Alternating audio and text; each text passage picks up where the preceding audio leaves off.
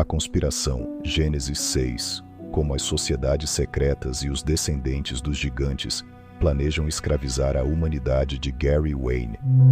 Capítulo 5. O cisma da maçonaria antediluviana. Caim estava construindo uma cidade e deu-lhe o nome de seu filho Enoque. Gênesis 4:17. A maior parte do que foi apresentado em relação à introdução da religião panteísta ou pagã original foi especulação. Portanto, como essa nova religião herética e antediluviana introduzida pela progenie de Caim impactou a época antediluviana, essa religião espúria, imposta pelos Néfilim, de alguma forma levou o povo a uma rebelião total contra Deus, o Altíssimo, o que levou diretamente ao dilúvio. A Enciclopédia Americana descreveu a rebelião gigante como uma luta contra a ordem da criação, contra os deuses. Deus. É esse misticismo obscuro, antigo e antediluviano que renasceu em nossa geração, a um nível assustador de autoridade e poderes ocultos, dando nova vida a The Genesis 6 Conspiracy. Vamos voltar mais uma vez às lendas da arte, preservadas pela fraternidade maçônica. Como aprendemos no capítulo 2, as 7 ciências sagradas ensinadas a Adão por Deus no Éden foram transmitidas a Sete e Caim. Caim cresceu para odiar o Deus verdadeiro, vivendo em total desafio, rebelando-se contra Deus e corrompendo, junto com seus descendentes, todas as ciências sagradas. A posteridade de Caim poluiu essas ciências sagradas com idolatria e misticismo, aplicando o conhecimento para suas próprias agendas ímpias. Foi essa corrupção do conhecimento divino, misturado com o panteísmo, que era então misturado com a descendência de anjos, que formou o eixo da conspiração de Gênesis 6. Os Néfilim foram espalhados por todo o mundo antediluviano, com tamanho e força superiores para fazer cumprir a nova religião mística do Estado. Os Néfilim combinavam seu poder com o panteísmo idólatra, que não deixava restrições à aplicação de seu poder, tanto físico quanto abstrato. Como mencionei, o conhecimento divino das 7 ciências foi passado para Caim e Sete. Essa foi a divisão antediluviana, conhecida como o cisma da maçonaria, de acordo com o Dr. Oliver e a teoria oliveriana, reconhecida como o puro e o espúrio. Esse cisma da maçonaria antediluviana pode ser mais facilmente compreendido como a cunha que separa o monoteísmo do politeísmo espúrio e místico. Dicionário Webster's. Novo formato compacto define espúrio como bastardo, ilegítimo, não genuíno, falso, forjado, simulado, mas essencialmente diferente. E foi exatamente isso que aconteceu. A maçonaria praticada pelos descendentes de Caim até o dilúvio era a forma bastarda do conhecimento divino, praticada de uma maneira que simulava a forma pura, mas era intrinsecamente diferente em seu núcleo. A maçonaria, como continua o Dr. Oliver, era uma relíquia dos mistérios idólatras incrustados no cisma antediluviano, descendendo do ramo espúrio das 7 ciências. À medida que o dia do dilúvio se aproximava, algo tinha que ser feito pelas forças espúrias. Mais uma vez, na teoria oliveriana da lenda da arte, eram os filhos de Lameque, aquelas crianças curiosas cujos nomes encontraram seu caminho no livro de Gênesis por nenhuma razão aparente real, além de serem os inventores de algumas habilidades inócuas e comércios, Jabal, Jubal, Tubal-Caim e Naamá, que preservou e depois revitalizou o ramo espúrio. Eles não foram registrados nas escrituras por sua contribuição positiva, mas sim por suas influências maculadas. Eles não eram heróis a serem reverenciados, mas sim curadores infames do mal. Seu vil legado, entretanto, não se limitou apenas à era antediluviana. Os filhos de Lameche também foram creditados com a preservação das ciências corrompidas em 2 pilares, projetados para sobreviver ao dilúvio, para que as religiões luminosas pudessem ser transmitidas via hieróglifos ao mundo pós-diluviano para corromper aquela época. E assim continuando, a conspiração, Gênesis 6. Como logo descobriremos, os filhos de Lameque foram muito bem-sucedidos em transmitir essas doutrinas heréticas da corrupção ao mundo pós-diluviano. Novamente, isso reforça ainda mais a legitimidade para o registro das Escrituras. Os filhos de Lameque pelo nome de sua infâmia incrédula. Por outro lado, a posteridade de Seth foi o ramo justo da semente de Adão. Seth foi registrado no Oliver Legend como associado apenas aos homens mais virtuosos de sua época, conhecidos como os filhos da luz. Sua posteridade permaneceu justa, não corrompida pela descendência de Caim, até a 7ª geração, durante o tempo de Matusalém, filho de Enoque. Sete presidiu a arte até a época de Enoque, quando Sete nomeou Enoque como líder e guardião das ciências sagradas não corrompidas. Enoque também era um homem justo, registrado nas Escrituras como caminhando com Deus. Enoque era tão justo que Deus o arrebatou para o céu, sem que ele sofresse a primeira morte. Apenas 2 outros santos na história bíblica receberam tal honra: Elias e o discípulo que Jesus amava. A maioria dos cristãos acredita que o discípulo que Jesus amava era João, mas é mais provável que tenha sido Netanael, embora os gnósticos acreditem que foi Maria Madalena. Netanael não foi incluído entre os 12 apóstolos nomeados, embora Filipe estivesse, Mateus 10, 1-4, Marcos 3, 13-19 e Lucas 6, 12-16.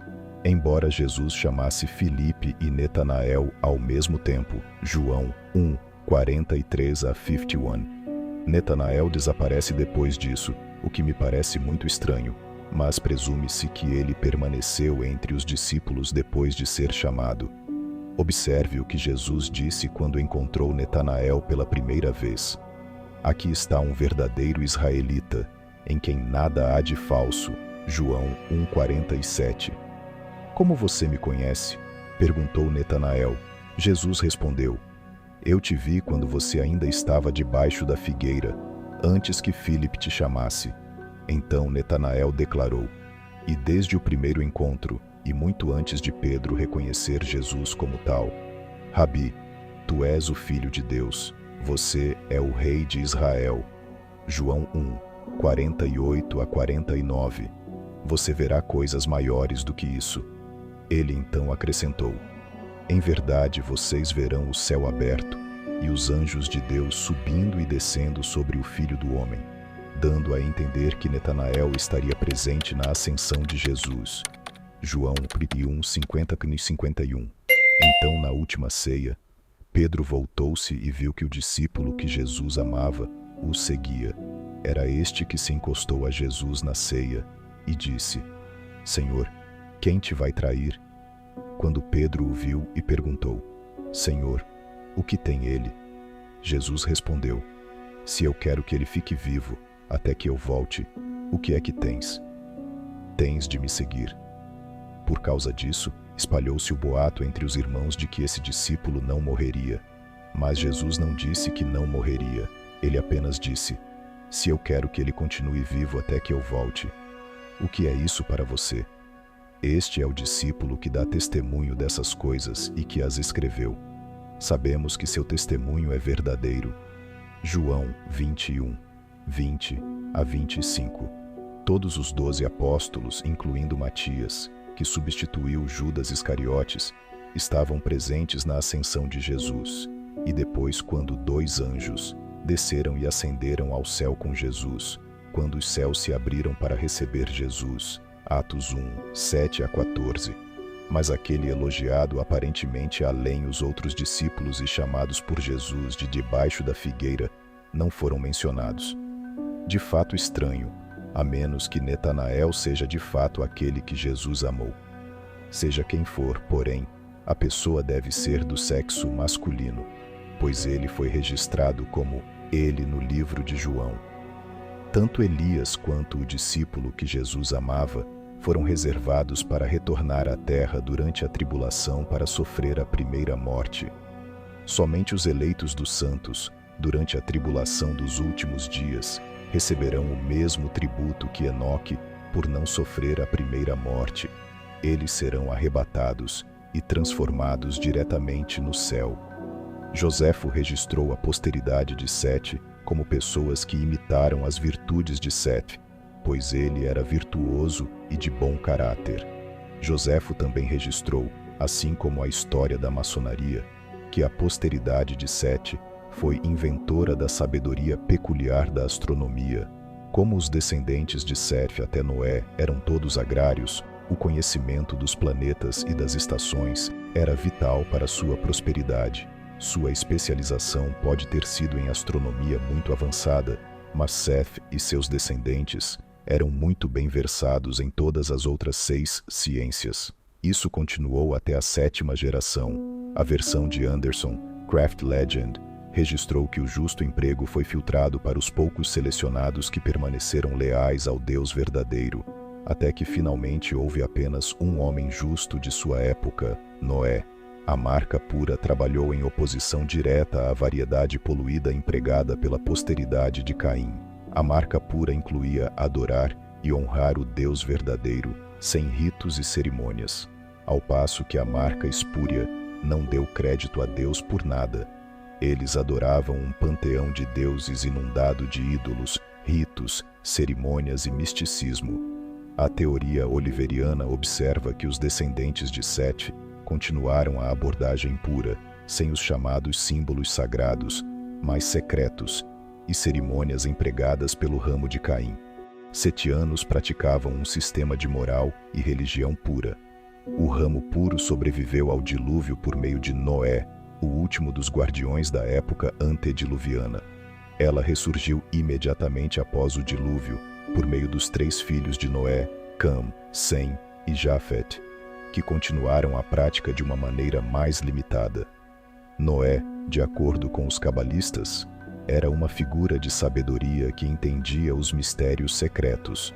Ele foi pensado para saber os mistérios dos anjos mais elevados e de todas as coisas vivas dos mistérios da sabedoria, ensinada a Adão, sabedoria que pode ter sido registrada nas escrituras perdidas, chamadas de Livro da Luz e Livro da Criação. No Evangelho Gnóstico, o Apocalipse de Adão, Adão passou para seu filho, Sete, e sua semente, o conhecimento celestial de Adão, apesar da chamada tentativa do Criador de destruir a humanidade através do dilúvio. Agora então, meu filho Seth, eu revelarei a você as coisas que aqueles homens que eu vi antes de mim, a princípio me revelaram depois de eu ter completado os tempos desta geração e os anos da geração terem se cumprido. Pois chuvas do Deus Todo-Poderoso serão derramadas, para que ele possa destruir toda a carne da terra, por meio daquilo que está ao seu redor, junto com aqueles da semente dos homens que passaram a vida do conhecimento, que vieram de mim e Eva, sua mãe, pois eram estranhos para ele. E nenhuma semente virá de você, Noé, dos homens que não permanecerão na minha presença em outra glória. Então eles se tornarão como a nuvem da grande luz. Virão aqueles homens que foram expulsos do conhecimento dos grandes aeons e anjos, e assim descobrimos a maneira pela qual as marcas espúrias e puras das ciências celestiais sobreviveram ao dilúvio para se impressionarem mais uma vez no mundo pós-diluviano, através do ramo puro que ligou o dilúvio através de Noé, e o ramo espúrio ligou o dilúvio através de os pilares de Lameque.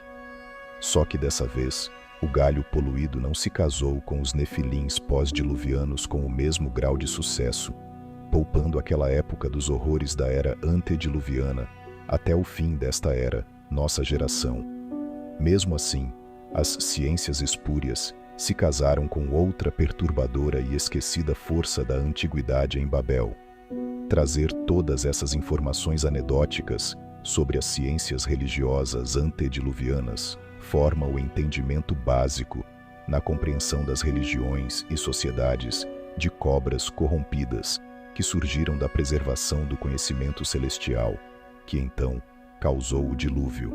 Revelar as formas básicas do panteísmo místico que germinou das 7 ciências sagradas é fundamental para compreender o impacto coletivo que o misticismo enoquiano imprime na sociedade moderna.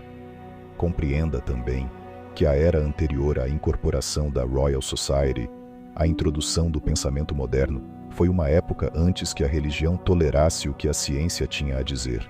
Esta foi uma era indefensável, intolerante a novas ideias e conceitos, embora fosse uma era fiel à tradução literal das Escrituras. Desde o surgimento da ciência moderna, a teologia foi infectada com a interpretação alegórica. É este grande cisma entre tradução literal e tradução interpretativa que dividiu os literalistas do cristianismo, as primeiras igrejas cristãs de Jerusalém e, em seguida, Roma, dos interpretistas que formaram seitas numerosas do cristianismo primitivo e as forças místicas e interpretativas da era moderna, que abriram caminho secretamente para o cristianismo contemporâneo. A interpretação alegórica versus literal é a cunha moderna do A Conspiração de Gênesis 6. Em The Cathars, Malcolm Lambert descreve este cisma da perspectiva gnóstica desta forma. Então, no exato momento em que o cristianismo triunfou sobre vários concorrentes para se tornar a religião oficial do Império de Roma, o diabo aplicou seu truque mais astuto, uma camarilha dentro da igreja que insistia na tradução literal das Escrituras, ao invés da mais abordagem alegórica favorecida pelos cristãos gnósticos, assumiu o controle e rapidamente começou a perseguir como hereges todos aqueles que discordavam deles. O padre da igreja, João Crisóstomo, 347 a 407 era comum, que é realmente conhecido por suas visões literalistas, era um líder dessa camarilha dos primeiros caçadores de heresia.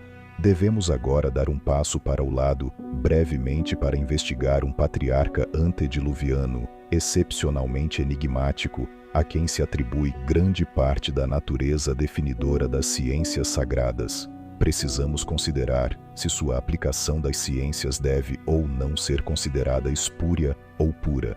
Este famoso patriarca foi Enoque, o fundador do misticismo e autor de vários livros apócrifos da Escritura.